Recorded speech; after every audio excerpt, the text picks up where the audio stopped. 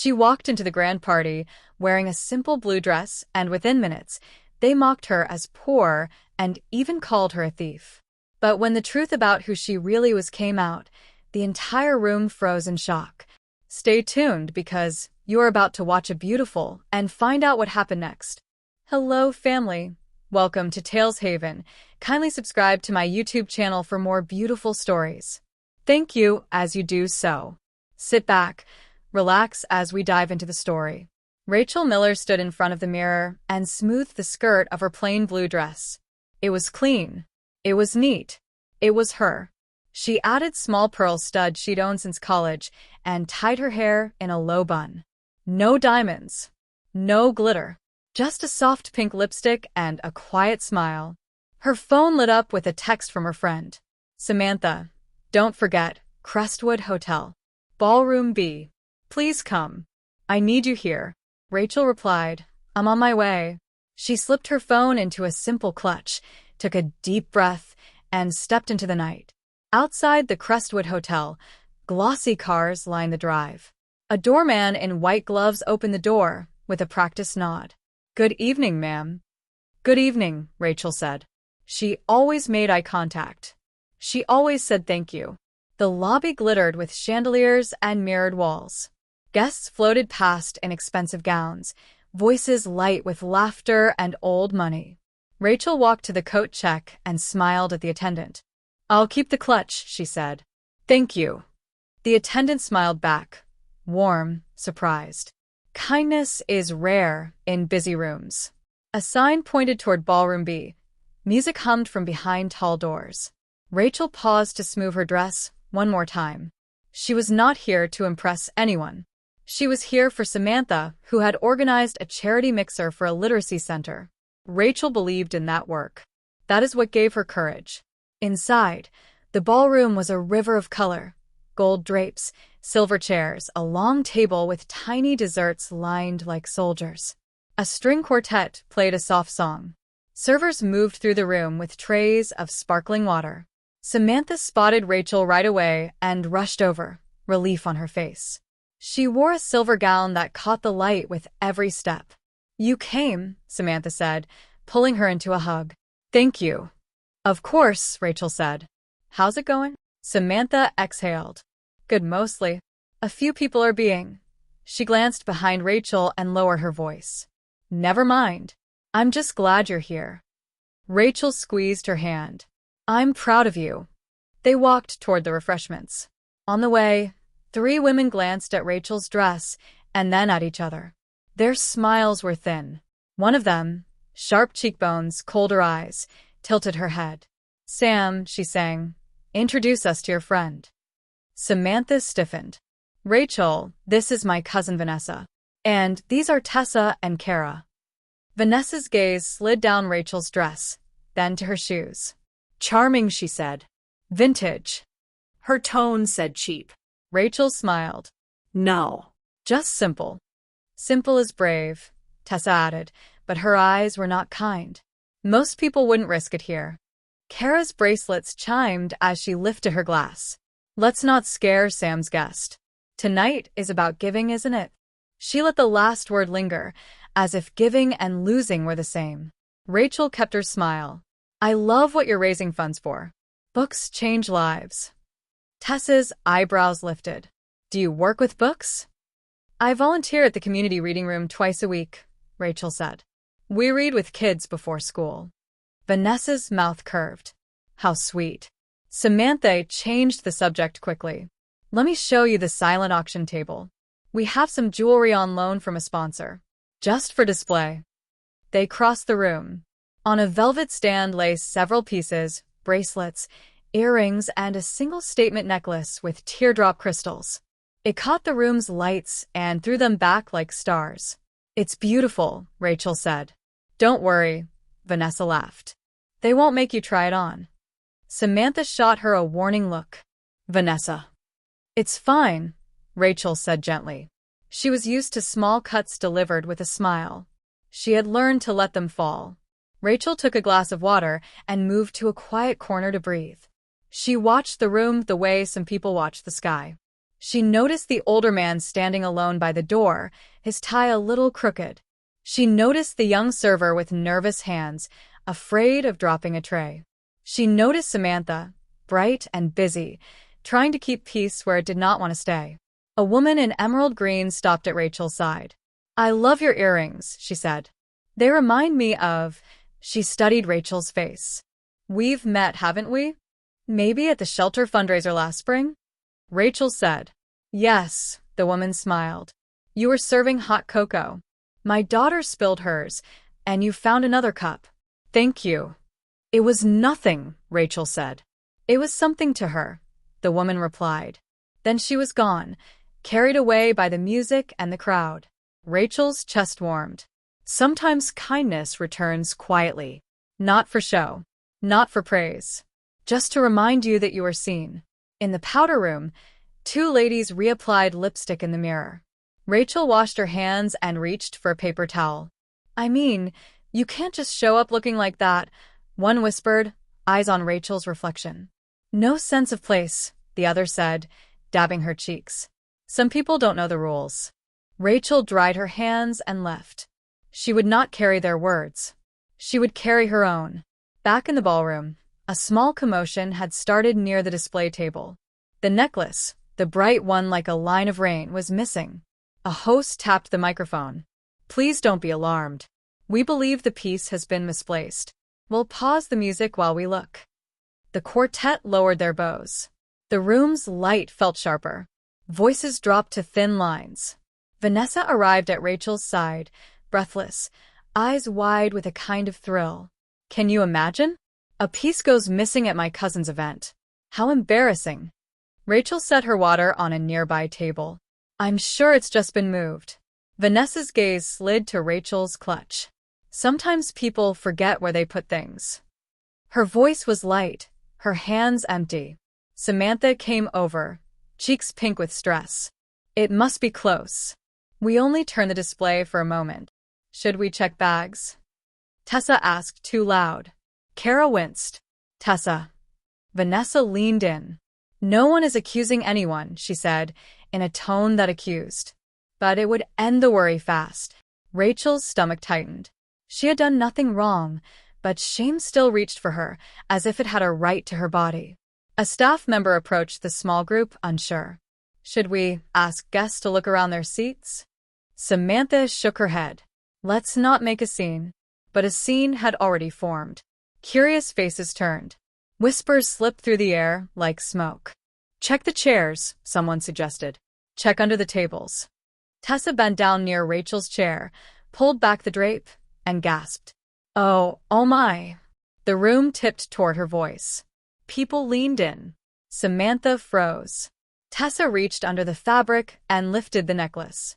Light scattered across the floor and crawled up the walls. 100 eyes cut toward Rachel. "It was under this chair," Tessa said, breath high and righteous. "Right by her bag." Vanessa's hand flew to her mouth. "Oh, dear."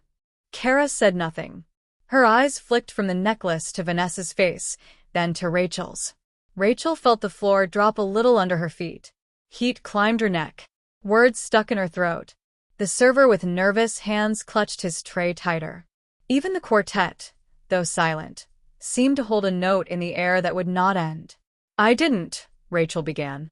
"It's okay," someone murmured, which meant it is not okay. Another voice, unkind, slid through the circle. "You always know, don't you? It's the ones who try too hard to look humble." Rachel's lungs forgot how to move. Shame, fast and blind, crowded her vision. She saw Samantha's face, hurt, confused, afraid of this spiraling thing. She saw the host, pale, whispering into a phone. She saw Vanessa's eyes, bright with cold lightning. Rachel stood very still. She was a quiet woman in a plain blue dress, in a room that had already decided who she was. "I didn't," she said again, softer now, as if talking to herself. "I didn't." No one listened. Laughter, sharp, nervous, broke at the edge of the circle. A few people stepped back, as if honesty could stain. The music had stopped, but the room was louder than before. Someone asked for security. Someone else said, "It's just procedure." A server offered Rachel a napkin, as if it could help, as if she could wipe off what had been thrown on her. Rachel lifted her chin. Her hands did not shake. Not yet. She looked at Samantha. "I came for you," she whispered. "I know," Samantha said, tears in her eyes. "I know." Rachel drew a breath that hurt. The world blurred, and then sharpened again. She could feel the weight of 100 small judgments pressing against her skin. She could feel every cruel word that had ever been said to anyone who looked too simple in a place like this. "Please," she said, because sometimes dignity is a soft word. "Please listen." But the room did not. It swallowed her voice and fed on its own noise.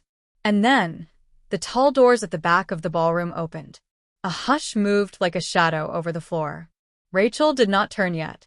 She stood in the center of a circle, a plain blue dress catching the light in all the quiet ways, her heart steadying itself for whatever came next.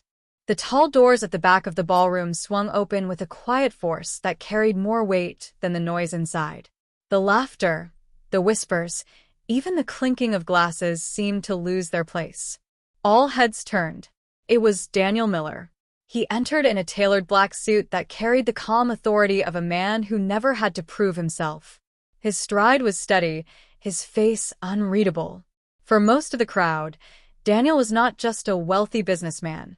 He was the name tied to hospitals, to schools, to scholarships. The man everyone wanted to greet but also feared offending. But Rachel's eyes saw none of that. She only saw her husband, the man she had eaten late-night takeout with on the floor of their first apartment, the man who brushed her hair behind her ear when she was too tired to lift her hands. He spotted her instantly. She stood in the circle of humiliation, her head lifted but her eyes red with unshed tears. Daniel's jaw tightened. He walked straight to her. Each step pressed the whispers flatter until silence was all that remained. "Is someone accusing my wife of stealing?" His voice was calm, but it struck the room like thunder. Gasps fluttered through the crowd. "His wife," a woman stammered. "No, it can't be, Rachel," another whispered. Daniel stopped at Rachel's side and placed his arm firmly around her shoulders. His presence was not just comfort, it was shield and sword. "Yes," Daniel said clearly, his voice carrying to every corner of the hall. "This woman you mock, this woman you disgrace, is Rachel Miller. My wife. The one person whose honesty I would bet my entire fortune on."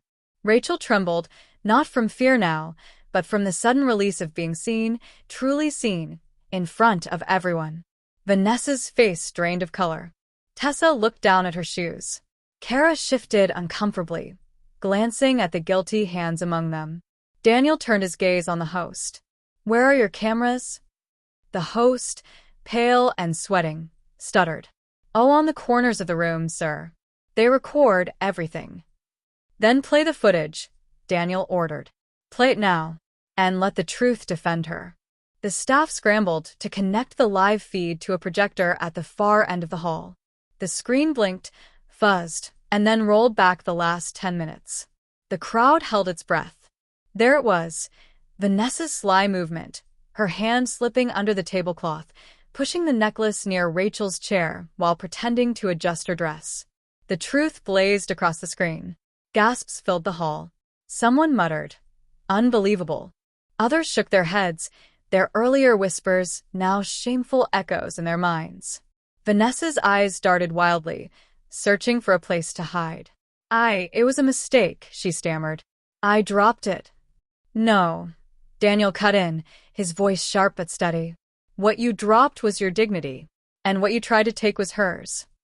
Samantha covered her mouth with trembling hands, tears of anger in her eyes. She looked at Rachel with guilt heavy on her face. Security moved forward. The host gave a nod, and Vanessa was quietly let out, her protests fading into the hallways. Silence lingered in the ballroom like smoke after a fire. People who had laughed earlier now avoided Rachel's eyes.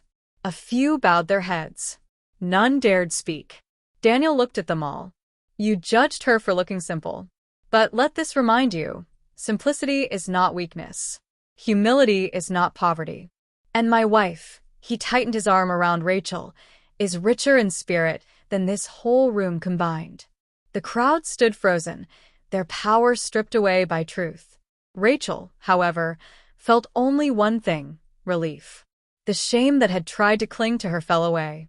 Yet deep inside, there was still a sting, not from Vanessa's cruelty, but from the silence of the others. From the friends who did not defend her when she needed them most. Rachel turned her face into Daniel's shoulder, and he whispered softly, for her alone. "You are safe now, my love. You were always enough." The ballroom began to stir again, but nothing about it was the same. The necklace had been found.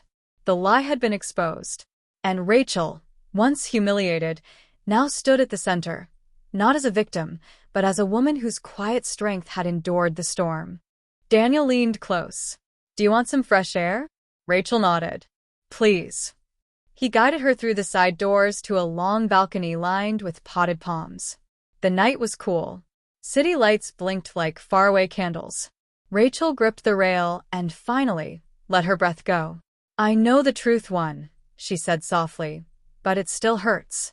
Daniel stood beside her, not touching at first, giving her space. "Tell me," he said. "It wasn't only Vanessa," Rachel whispered. "It was everyone who looked at me like I was small, like being simple meant I did not belong." She swallowed. "For a moment, I believed them." Daniel turned to her. "Look at me." She did. "You are not small. You are steady. You are kind. You are the reason our house feels like home. The world can be loud, but your heart is louder." He reached for her hand. "You never needed diamonds to shine." Rachel closed her eyes and let his words settle. "Thank you for coming," she said. "Thank you for seeing me." "I should have been here sooner," he replied. "But next time, I won't only be your shield. I'll stand behind you while you speak." A small smile found her. "Deal." The balcony door opened. Samantha stepped out, cheeks wet, hands twisting a napkin. "Rachel." "I'm so sorry." Rachel's face was calm, but her eyes were tired. "You're my friend," she said. "Your silence hurt more than their laughter." Samantha's voice shook. "I was afraid. Afraid of my own family. Afraid of making a scene. I forgot what mattered." She lifted her eyes. "Please forgive me. Tell me how to make it right." Rachel thought for a moment. "Forgiveness is a door," she said gently. "I will open it, but I need you to walk through. Speak up, publicly. Not just for me, so the next woman in a simple dress won't stand alone." "I will," Samantha said quickly. "I'll say the truth to everyone. I promise." The door cracked again. Kara came out slowly, followed by the young server with the nervous hands. He held 2 glasses of water. "I brought these," he said, voice small, "in case you needed them." "Thank you," Rachel said, taking one. "What's your name?" "Jamal," he answered, a little surprised she had asked. "It means beauty," Rachel said. "Your kindness is beautiful." Jamal smiled, then stepped back to give them room. Kara pressed a palm to her chest. "Rachel, I'm ashamed. I saw Vanessa move toward your chair. I suspected something, but I froze. I told myself it wasn't my business. That was cowardly." She met Rachel's eyes. "I'm sorry." Rachel's voice was soft. "Fear is a heavy coat, but we can choose to take it off." She nodded to the door. "When we go back in, use your voice." "I will," Kara said. "I'll stand with Samantha." Another pause. Then Tessa appeared, shoulders rounded, mascara smudged. She held the balcony door as if it could decide for her whether she should enter. "I judged you," she said bluntly. "I saw your dress and thought I knew your story. I was jealous, and I let it turn into cruelty." Her lip trembled. "I'm sorry." Rachel listened. She waited a beat, letting the apology land. "Jealousy lies," she said. "It tells us there is not enough beauty to go around. But there is. Start by seeing people as people, not as clothes." Tessa nodded through tears. "I will." From the far corner, the woman in the emerald dress, the one who remembered the hot cocoa, stepped forward. "If you speak tonight," she told Rachel, "I'll stand near the front and say amen out loud." She smiled. I think this room needs to hear you. Inside, the string quartet tested a gentle chord. The host appeared at the balcony door, nervous and sincere. Mrs. Miller, he said, many guests would like to apologize. Some want to leave donations for the reading center in your name. Would you be willing to come back in? You don't have to speak. But if you did, people would listen. Daniel looked at Rachel. Only if you want to, he said. This choice is yours. Rachel glanced at the city, then at the people around her, Samantha with wet eyes, Kara with a new spine, Tessa with humbled shoulders, Jamal with his empty tray and brave smile. She turned to Daniel and squeezed his hand. I will speak, she said. Not to punish them, to teach them.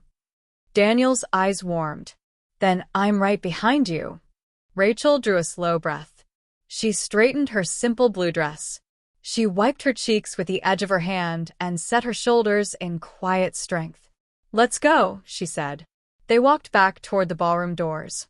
Samantha and Kara followed close, Tessa a step behind, Jamal holding the door open like it was a kind of honor. As Rachel crossed the threshold, the room felt the change before a word was spoken, the hush that comes when truth is about to stand up. And this time, when Rachel took her place, she was not alone. The doors closed softly behind Rachel as she stepped back into the ballroom. The air inside felt different now, heavy but expectant, like the moment before a storm breaks. Guests stood scattered across the polished floor, their eyes flicking toward her, then away, then back again. The necklace, now locked away, had lost its power. The true weight in the room was waiting for what Rachel would say. Daniel stayed just a step behind her, his hand gently on her back. Samantha, Kara, and Tessa followed, their faces carrying both shame and determination. Jamal, the young server, stood near the edge of the crowd, watching with wide eyes, as though he knew this moment was larger than the party itself. The host hurried forward. Mrs. Miller, he said, clearing his throat, we are humbled by what happened. If you wish to say something, the microphone is yours. Rachel looked at Daniel. He gave her a small nod that meant, your voice matters more than mine tonight. She walked to the front, each step steady. She wore no diamonds, no gown stitched with jewels, only her plain blue dress that now carried more honor than all the glittering fabrics in the room. When she reached the microphone, the hall grew still. Even the servers paused mid-step. Rachel let the silence stretch until it belonged to her. Then she spoke, her voice calm but strong. Tonight, I was judged for looking simple. I was mocked. I was even accused of stealing something I never touched. And all of it happened because of one thing, because I did not look like wealth. She paused, eyes scanning the room. Several guests lowered their gaze, ashamed. I have learned tonight that the cruelest theft is not taking jewelry, it is stealing someone's dignity with words, with laughter, with silence. Her voice broke slightly, but she steadied herself. And yet, I stand here not as a victim, but as a reminder. Simplicity is not poverty. Humility is not shame. Every person, no matter how they dress or how little they own, deserves respect. Her words fell like water on thirsty ground. Daniel's chest swelled with pride as he watched her. Rachel continued, to those who mocked me, I forgive you. Not because the pain was small, but because forgiveness is the only way to heal wounds this deep. I forgive, but I also ask you to change. Speak differently. See differently. Treat the next woman in a simple dress with kindness, not cruelty. You never know who she is. You never know what story she carries. Tears filled Samantha's eyes as she stepped forward. Rachel is right, she said, turning to the crowd. I stayed silent when I should have defended her. I was afraid of my own family's opinions, and I let fear chain me. Tonight, I break that chain. Rachel is not just Daniel Miller's wife. She is my friend, and she is a woman of honor. Kara moved beside her, lifting her chin. And I too was silent. I saw wrong and I looked away. Never again. Tessa stepped forward last, her voice trembling.